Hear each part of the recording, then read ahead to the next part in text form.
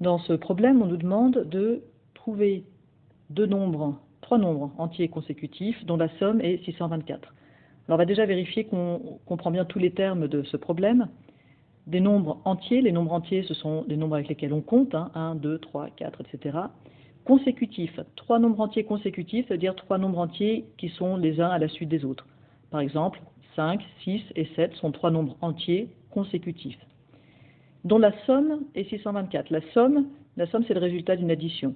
Donc on cherche trois nombres entiers, consécutifs, donc qui sont les uns à la suite des autres, tels que si on les additionne entre eux, on obtienne 624.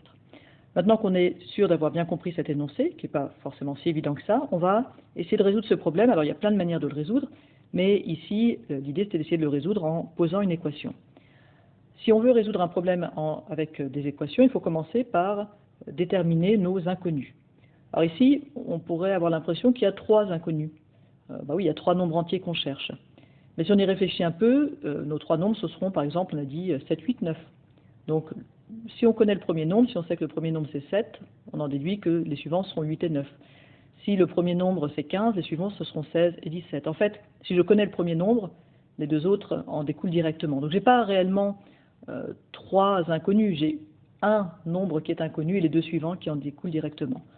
Donc, comme inconnu, je vais dire que x, ce sera mon unique inconnu et ce sera le premier des trois nombres. Maintenant, on passe à la deuxième étape. Dans la deuxième étape, il faut qu'on réussisse à modéliser ce problème avec une équation. C'est une étape qui est difficile et je vous rappelle que ce que je vous conseille, si vous n'y arrivez pas directement, c'est de prendre un exemple au bol.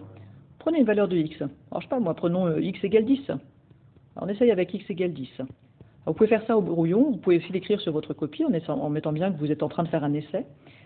Si j'essaye avec 10, qu'est-ce qui se passe? Mes deux autres nombres, ça va être 11 et 12. Et donc, je dois faire la somme, donc l'addition de 10 plus 11 plus 12. Alors ça fait 23. 33, pardon. Donc ça fait 33. Et 33, et ça ne marche pas, puisque nous, on voulait justement que la somme fasse 624. Ok, ça ne marche pas parce qu'on voulait 624. Mais regardez, une fois que vous avez vu ce qui ne marche pas, en fait, c'est là qu'est le nœud de votre équation. Vous voudriez que ça fasse 624. Vous voudriez que cette chose-là fasse 624. Que le x plus le suivant plus le troisième soit égal à 624. Ben voilà, vous avez votre équation.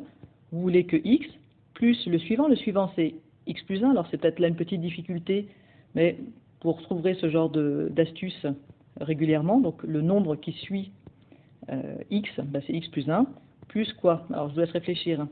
Qu'est-ce qu'on a après x plus 1? On a x plus 2. Donc on veut que x plus x plus 2 soit égal à quoi? À 624.